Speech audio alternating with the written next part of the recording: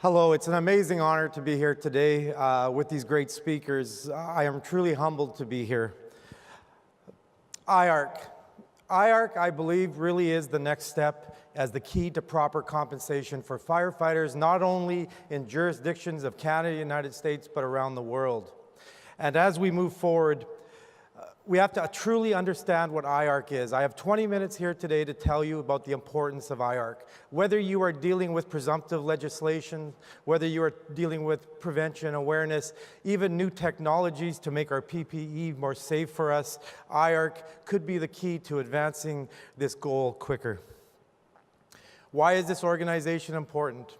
IARC has basically looked at cancer and firefighting. In 2010, volume 98, it went forward and it looked at firefighting for the first time, classifying it as a 2B carcinogen profession. What this also does is that as I go around the world and I go to different jurisdictions, the first thing I do when I sit down with the government officials or the medical professionals of that particular jurisdiction is we have to spend time discussing whether or not firefighting is connected to occupational cancer. We know that there's a conclusive link between occupational cancer and firefighting, but that's always the first battle that we fight. IARC can be the key to prevent us from having this discussion further, and it allows us to be able to discuss what's important: compensation for firefighters, technology advancements, and as well prevention and awareness.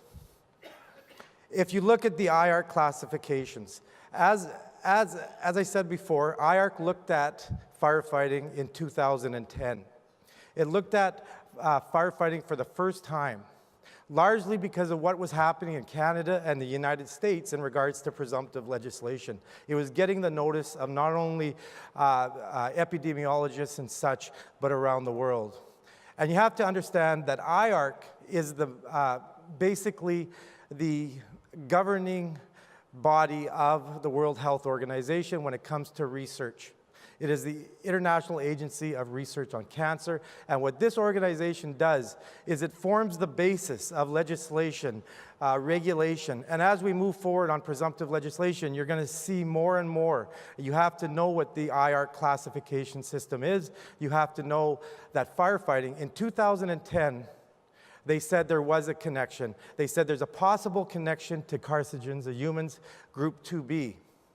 And this was a watershed because this did get into the media. This did go around the world, and it did assist us to certain levels in presumptive legislation.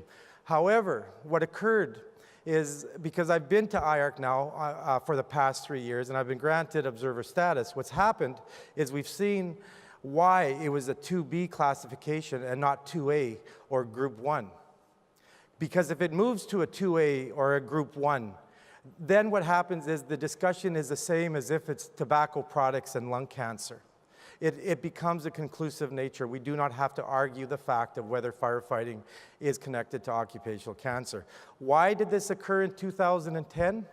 Well, that was because, for one thing, in discussion with many of the scientists, the epidemiologists who were there at that particular time, they didn't fully understand our profession. They knew that there was exposure levels, but they didn't realize the interaction we have with shift work.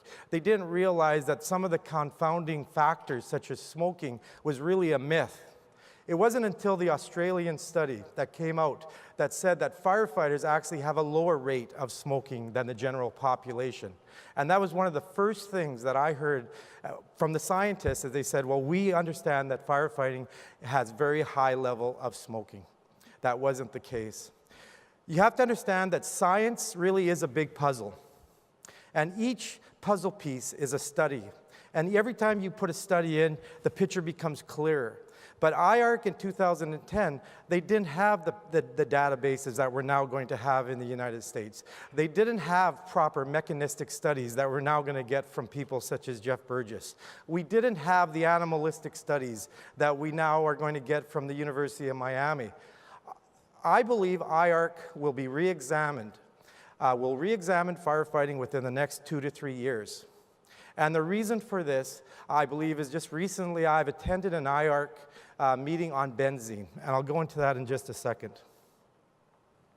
You've seen this before, and it's really important to know because this shows the power that science has in moving government.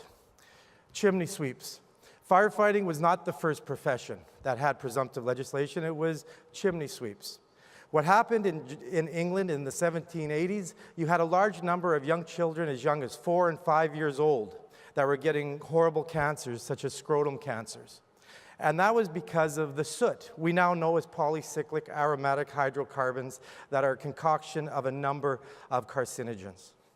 So what happened was they brought in a scientist by the name of Percival Potts, who was a surgeon of the time, and he looked at these children. And he would take them out of service as chimney sweeps, and he would clean them up, and they would put them in. And if you read his material, the next day he'd come back, and the bedding, the sheets would be black, filthy. Why? Because it's coming out of the pores. Every firefighter who's ever fought a bad fire will know that a few days after not fighting a fire, you will be able to take a shower, and you'll notice that the water's black. That's because that cancer-causing agents are coming out of our pores. Firefighters truly are present-day chimney sweeps. And what occurs is Percival Potts, there's a collection of Percival Potts that are in today because of IARC. IARC has the power to push governments to acknowledge the need for presumptive cancer legislation. Benzene and firefighting. Benzene and firefighting goes hand in hand. We all know the studies that continuously, benzene is one of the most common material that we face, not only at fires. Within NIOSH, it was stated this morning that 1 part per million within a 15-minute exposure is a dangerous level. We know that at every single fire, we're coming in contact with dangerous levels of benzene that exceed 30 to 40 parts per million. And we know that that's a fact. And we also know that our PPE, as much as it's advanced, cannot protect us to what's killing us the most. And that's cancer-causing agents and cancer. So what has occurred is that IARC actually looked at benzene for the 3rd time this last fall. And it was very interesting as I watched the number of scientists talk about benzene. Benzene's been studied 3 times by IARC in the last number of decades. And quite frankly, they've done a very good job to ensure that many professions that used to deal with benzene no longer have exposure to benzene. So one of the interesting things was that they were looking for studies that could show continual exposure to benzene. Especially in the areas of oil, gas production, there's really no longer exposure to many of the employees because they know the dangers of benzene, and because of what IARC has put out, they've created a system of protection for those employees. However, about halfway through the week, it was very clear that there was 2 groups of studies. 2 groups of studies were put forward from IARC that they could look at epidemiological studies that professions had continual and cumulative lethal doses of benzene over the career of the profession. And those 2 professions were textile workers in China and firefighters. And I think this woke a lot of individuals up, because prior to that, when I would talk to many of these scientists, these epidemiologists, these doctors that would sit on IARC, they really didn't fully understand what we were going through as firefighting. And I think this has really been a watershed for us, and I think it's going to move IARC. And what I've done is I've also talked to many of the scientists and the epidemiologists from around the world when I travel, and I say, we can't push IARC to look at firefighting again. We absolutely need the professionals. We need the scientists to push that with IARC, because there's a policy, and they listen to doctors. They don't listen to firefighters. They are a group of some of the highest trained. Like I said, when I went to my first IARC meeting, it was like going to the Big Bang Theory. They were all these great scientists, and it was amazing the amount of material that they knew, amazing what they knew about cancer and what they did, but when it came to firefighting, they had no knowledge whatsoever. The next time IARC looks at firefighting, I can guarantee you that firefighters are going to get involved one way or the other, because IARC is the key to advancing many presumptive legislation. One of the things that I've always said is that I wish we could deal with this problem within the next 2 to 3 years, that we're going to see benefits. But because I know cancer and I know the latency and the aspects of what cancer is, and that we've only touched the tip of the iceberg when it comes to prevention, we've only awareness, so many of our departments still only use one set of gear, do not even have diesel extraction systems in fire halls, do not have a decontamination system after each and every fire, do not even have a hygiene program.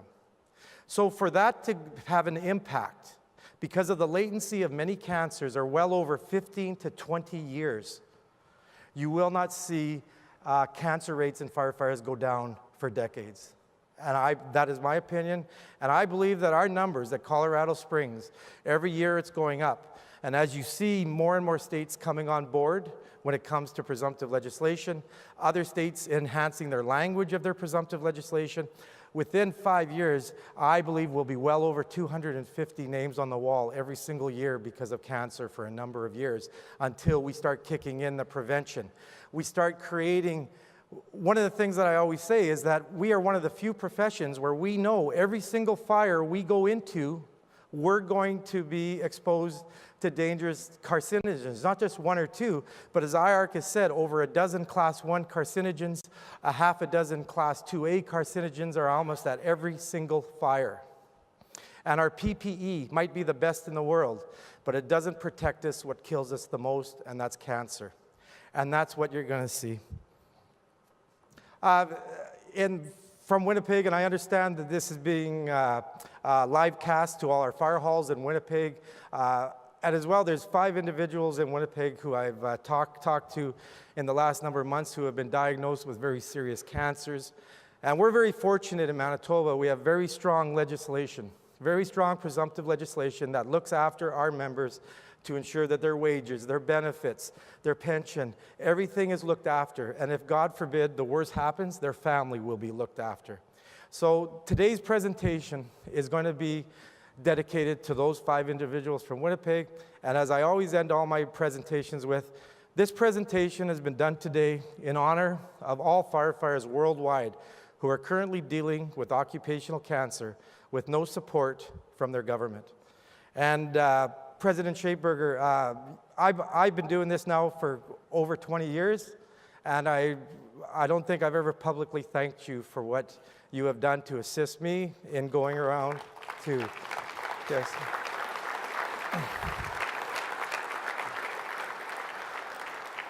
In 2012, Australia became the 3rd country in the world to have presumptive legislation, and it would not have been possible without your support that you gave me and the Australian firefighters, and of course our amazing staff that has given us the bullets, given us the information to be able to make this happen.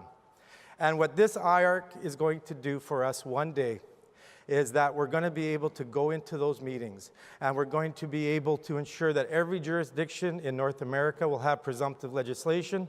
And as well, we're going to assess the legislation in many states that have very poor language. The language is being used today to stop claims instead of enhancing the number of claims. We have to look at the legislation. We have to strengthen those legislations because, quite frankly, it is an epidemic in our departments, and it's going to get worse and worse. And thank you for making this a priority of the IAFF, both yourself and Secretary Kelly. Thank you very much.